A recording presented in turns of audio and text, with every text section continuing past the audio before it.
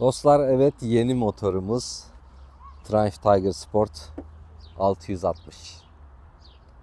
Buraya nene girdi bir şeyler. Top 10 radar, yeah we on your radar. Never miss dog, and that's on occasion. Yeah we on your radar. Yani anlatmaya gerek yok. Görüyorsunuz. Hem sportif bir motorun güzelliği hem de enduro bir motorun konforu beraber sunulmuş. Bayağı bir kararsız kaldım ben bu motoru. Alayım mı, almayayım mı, böyle bir motora geçeyim mi? Çünkü çok benim tarzım olan bir motor değil. Benim gibi düşünen de çok insan var. Biraz yaş kemale ermeye başladı. 35 yaşına geldik.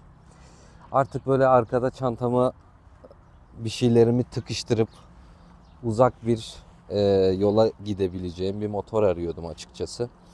Ama sportif özellikleri de olsun istiyordum. Bastığım zaman gidecek, bastığım zaman duracak.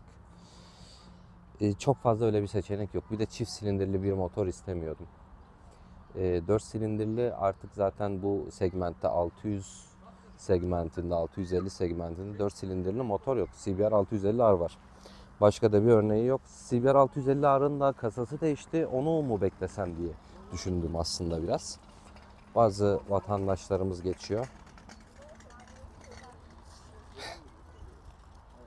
5 minutes later. Ne diyordum? CBR 650R var bu özelliklere sahip. Biraz daha sport touring, tam racing bir motor değil. Yani bende 650F vardı. Onunla zaten ben uzun yol yapıyordum. Ama arkaya bir çanta koyamıyorsun. Bir müddet sonra sırtta, belde bazı ağrılar, özellikle bilekte biraz yatık bir pozisyonda kullandığın için ağrılar oluyordu. O yüzden dedim ki birazcık daha rahat sürüp daha uzun yol yapabileceğim bir motor olsun. Arada kadraja giren arkadaşın adı da Bambi'dir. Kendisi Berna ve Gökhan'ın çocuğu. Çok haylaz bir çocuk. Annesi gibi zeki, babası gibi atik ve çevik, kangal ruhlu bir Maltese Terrier. Evet, ben de böyle bir motorum olsun istedim işte. Bambi gibi atik ve çevik. Arkadaşlar, motorun tipi çok güzel. 660 cc, 3 silindir ve aslında 660 cc olmasının bazı dezavantajları da var. Mesela motor taşlar vergisi 650 cc'lerden daha yüksek. Bir sonraki segmente giriyor. Ama işte 80 beygir güç üretiyor ve 64 Nm'de torku var. Elektronik gaz kolu olmasının da tabii güzel yönleri var. Artık daha yeni nesil bir motor ve tabii ki elektronik gaz kolu sürüş modu demek. Sürüş modları arasında çok büyük farklılıklar var. Road ve Rain sürüş modları. İki sürüş modu var motorun. Bir Sport, bir de Rain. Rain'de gücü bayağı kısıyor. Bayağı fark ediyor. TCS var. Traction Control var. O bayağı devreye giriyor. Şurada zaten ikaz lambası da yanıyor devreye girdiği zaman. Arka teker sardığı veya kendini bıraktığı zaman giriyor. O kapatılabiliyor aynı zamanda. Henüz ihtiyaç duymadım. Hani lastikler biraz pahalı. Road 5 lastikler var. Lastiği yemek istemediğim için onu kapatmıyorum. Yoksa çok saracak. Sarar yani. Onu hissettiriyor. Arka lastik sarar. Rain'de gücü bayağı kısıyor. TCS'yi açıp kapatabiliyorsunuz. O da çok güzel. Ağırlığı da 206 kilo ıslak ağırlığı. Yani yağ, benzini vesaire hepsi dolu şekilde 206 kilo. 17,5 litrede deposu var. Biraz inceleme videosu gibi olmaya başladı ama aklıma gelen şeyleri anlatıyorum. Gidon yükseltme yapılıyor buna. Gidon yükseltme yapıyorlar. Benim için hiçbir sorun yok. Gidonun pozisyonu benim için gayet iyi. Öyle çok da yüksek bir şekilde kullanmak istemiyorum. Bir oturayım üstüne.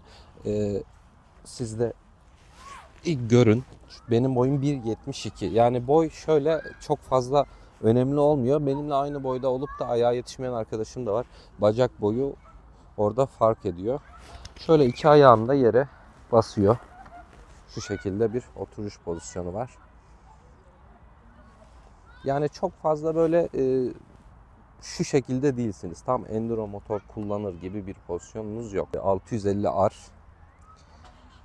düşünüyordum aslında. Ama yeni kasasını istiyordum. Çünkü yeni kasasında bazı şeyler güncellenmiş. Ona da elektronik gaz kolu gelmiş, sürüş modu gelmiş ve Bluetooth bağlantısı gelmiş. Bu şekilde yeni CBR 650R almak istedim ama motorun ne zaman geleceği meçhul.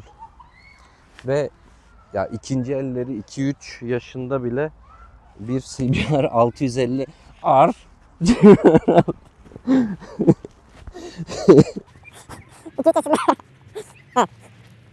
Evet, bir konuğumuz var. Bambi katılmak istediğini söyledi. Bazı fikirleri varmış. Onları bizimle paylaşmak istedi.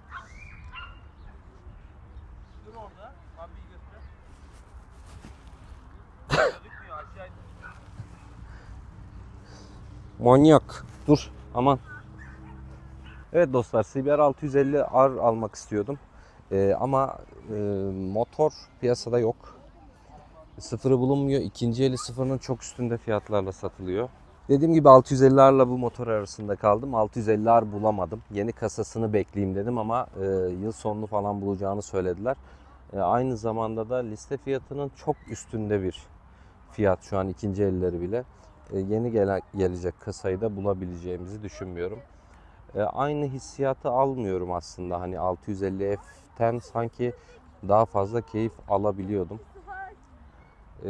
Seneye bir daha değerlendireceğim ben o durumu. Motorun fiyatı çok uygun geldi. Yani uygun derken günümüz Türkiye şartlarında tabii ki bu fiyatlar düşük değil ama muadillerine baktığımızda ve sunduğu fiyat performansa baktığımızda gerçekten çok mantıklı geldi bana. Aynı zamanda ikinci eli az sayıda da olsa bulunabiliyor ve sıfır fiyatını hiçbiri istemiyor.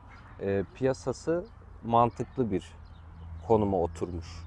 Yani liste fiyatının üstünde isteyen yok. Aksesuar seçenekleri çok var. Ben Quick Shifter taktırdım. Quick Shifter fiyatı da orijinal Quick Shifter yukarı ve aşağı şekilde çalışıyor. Fiyat performans ürünü yine. Yani fiyatı uygun. Aynı zamanda top case istedim. Yan çantaları da var. Direkt tak sök şeklinde. Şurada yuvaları var ama yan çanta düşünmüyorum. Şimdi burası boş. Kalkıyorum.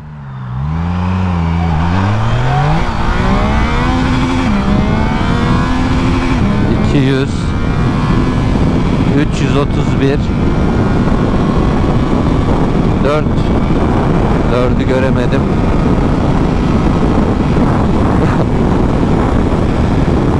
...185...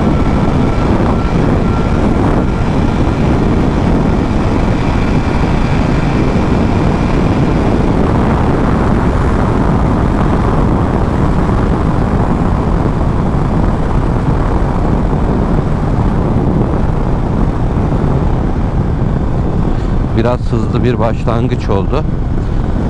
Arkadaşlar 212 kilometre hızla kesiciye giriyor 6. viteste motor. Şu an çok fazla yol müsait olmadığı için onu gösteremedim. Bu motosiklette en sevdiğim özellik ise viraj kabiliyeti. Gerçekten çok iyi bir şekilde viraja girip çıkabiliyor. Yani ben şuradan gireceğim, şuradan çıkacağım diye virajın bitimine bakıyorsunuz. Oradan girip oradan çıkıyorsunuz. Salma vesaire yapmıyor. Zaten üzerindeki lastiklerin de bunda çok büyük bir faydası var. Çünkü Road 5 lastiklerle geliyor ve gerçekten çok iyi bir yol tutuşu var ve kısa sürede lastikler ısınıyor. Gelelim amortisör ve fren kısmına. Showa amortisörler var arkadaşlar. Frenler de Nissin kaliperler. Önde çift disk var. Arkada tek disk var. Motoru çok güzel bir şekilde durdurabiliyor. Frenleri de göstereyim ben size. Yani zank diye duruyor. Arka taraf manuel bir şekilde ayarlanabiliyor. Onu da detaylı bir şekilde ben size gösteririm. Yani yumuşaklık, sertlik ayarını yapabiliyoruz. Ben açıkçası böyle daha asfalt bir durumdayken, şehir içindeyken biraz sert kısımda kullanıyorum. Her an nerede viraja girip çıkacağımız belli olmuyor çünkü. Birazcık daha böyle bozuk yollarda şuradan hemen yumuşak bir şekilde ayarlayabiliyorum. Bu motosiklet için kısaca şöyle söyleyebilirim. Racing deri montla sırıtmadan kullanabileceğiniz bir enduro motosiklet. Motor böyle yani. İzlediğiniz için teşekkür ederim. Videoyu beğenmeyi, kanala abone olmayı unutmayın. Kendinize iyi bakın. Hoşça kalın.